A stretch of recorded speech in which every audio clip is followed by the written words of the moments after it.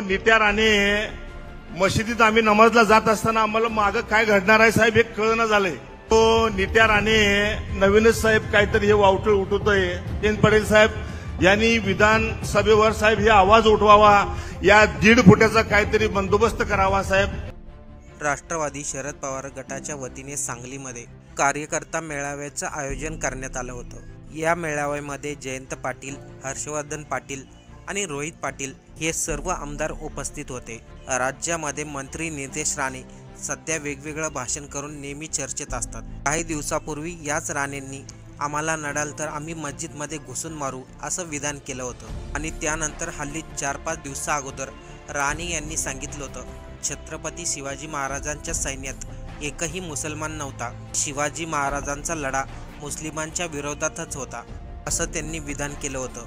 खरं पाहिलं तर आपल्याला लहानपणापासून इतिहासामध्ये सांगण्यात आलंय छत्रपती शिवाजी महाराजांच्या सैन्यामध्ये मुस्लिम होते. याशिवाय राणेंनी 4-5 दिवसा अगोदर आणखीन एक सर्टिफिकेट आणलं, ते म्हणजे मल्हार सर्टिफिकेट. त्यांनी स्पष्टपणे सांगितलं मुस्लिम लोकांकडून मटण खरेदी करू नका. म्हणजे जर एकंदरीत पाहिलं राणे असे नेते आहेत जे महाराष्ट्रामध्ये वाद निर्माण करण्याचे भाषण करतात. त्यांच्या या भाषणामुळे कदाचित एखाद्या दिवशी महाराष्ट्रामध्ये चांगल्या दंगली घडू शकतात. आणि याच कारणामुळे अय्यूब यांनी जयंत पाटलांना विनंती केली नितेश राणेचा काहीतरी बंदोबस्त करा, मला समाजामध्ये वावरताना नेहमी भीती वाटते.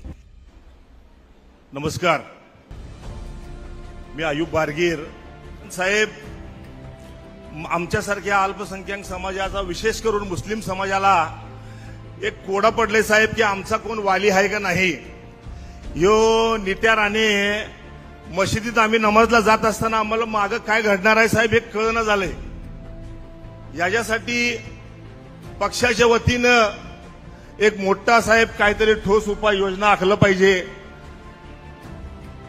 देशाचे नेते आदरणीय पवार साहेब यांच्या नेतृत्वाखाली, आमचे नेते आदरणीय जयंत पाटील साहेब यांच्या नेतृत्वाखाली आमच्यासारखे अल्पसंख्याक समाज नेहमीच आम्हाला वाव मिळालेला आहे.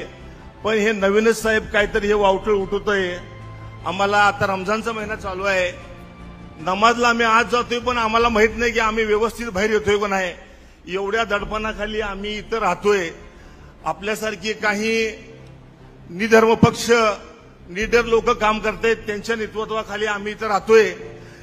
साहेब इथं आलेले दोन्ही निरीक्षक साहेब, विशेष करून आमचे नेते जयंत पाटील साहेब यांनी विधानसभेवर साहेब हे आवाज उठवावा, या 1.5 फुटाचा काहीतरी बंदोबस्त करावा साहेब. बाकीचं जिल्ह्यामध्ये काम करत असताना अल्पसंख्याक सेलच्या माध्यमातून साहेब सर्वच समाज आपल्या बरोबर आहे. महाराष्ट्रातल्या अल्पसंख्याक समाज, अय्यूबने मगाशी भाषण केलं. आज महाराष्ट्रातल्या अल्पसंख्याक समाजात एक दहशत निर्माण करण्याचा प्रयत्न काही लोक निवडणुकीच्या आधीपासून करतात.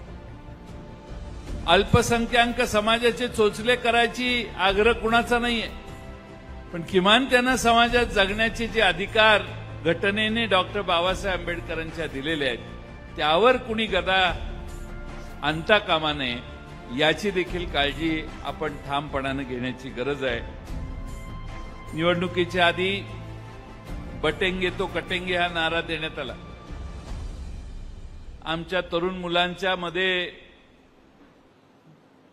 थोडंसं सळसळणारं रक्त ज्यांचं आहे त्यांच्यावर याचा परिणाम झाला.